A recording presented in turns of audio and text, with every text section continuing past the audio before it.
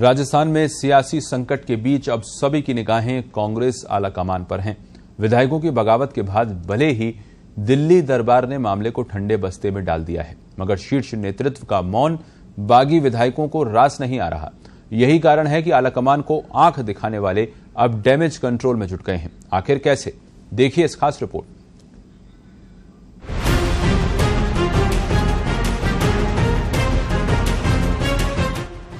आंख दिखाने से नाराज दिल्ली दरबार। गहलोत के मंत्रियों पर कार्रवाई की तलवार।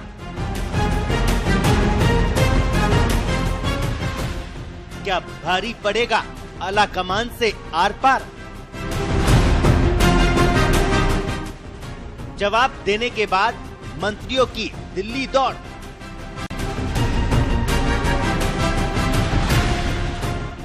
निलंबन के डर से सफाई देने की होड़। क्या राजस्थान की राजनीति में आएगा नया मोड़? राजस्थान में कांग्रेस विधायकों की बगावत को एक पखवाड़ा बीत चुका है, मगर अभी तक भी कोई हल नहीं निकल पाया है। अधिकतर मामलों में सख्त रुख दिखाने वाला कांग्रेस का शीर्ष नेतृत्व पूरे मसले पर मौन है। आलाकमान की चुप्पी इशारा कर रही है कि वो निर्णय लेने में कोई जल्दबाजी नहीं करेगा और कांग्रेस अध्यक्ष के चुनाव तक वेट एंड वॉच की स्थिति में है। 10 जनपद के रुख से बागी विधायकों में हलचल तेज हो गई है।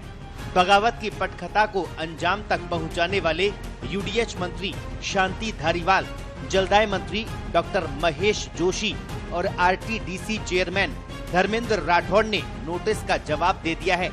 इसके बावजूद वे दिल्ली दरबार में हाजिरी लगा रहे हैं। माना जा रहा है कि पार्टी के वरिष्ठ नेताओं से मिलकर वो अपना पक्ष रख रहे हैं। हालांकि दिल्ली में वे किस किस नेता से मुलाकात कर रहे हैं ये फिलहाल सामने नहीं आ पा रहा, मगर मंत्रियों के एक साथ दिल्ली पहुंचने से कांग्रेस गलियारों में चर्चाओं का दौर शुरू हो गया है। कहा जा रहा है कि मंत्रियों पर कार्रवाई की तलवार लटकी हुई है। ऐसे में निलंबन के डर से ये नेता अपनी सफाई देने पहुंचे हैं।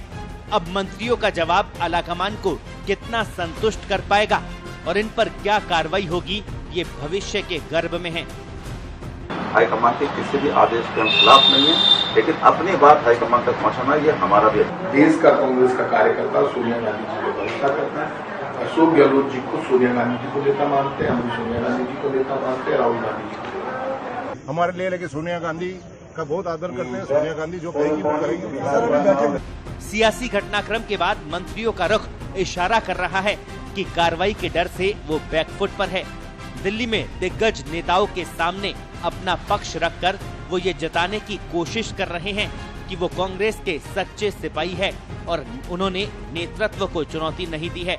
उस दिन जो भी हुआ वो विधायकों की मुख्यमंत्री अशोक गहलोत के प्रति निष्ठा और कांग्रेस प्रभारी अजय माकन के प्रति नाराजगी है। यूडीएच मंत्री शांति धारीवाल ने तो पूरे घटनाक्रम के लिए अजय माकन को विलेन बताया था और पर्याप्त सबूत होने की बात भी कही थी। 2% वो था, षड्यंत्र था टोटल, और उस षड्यंत्र में जनरल सेक्रेटरी इंचार्ज शामिल थे। मैं दूसरों के लिए नहीं कहता, मैं सिर्फ जनरल सेक्रेटरी इंचार्ज पे चार्ज लगा रहा हूँ। अब सवाल ये कि आलाकमान को आंख दिखाने वाले मंत्रियों का रुख अचानक क्यों बदला? कथित 92 बागी विधायकों में शामिल कुछ विधायकों के सुर क्यों बदल गए?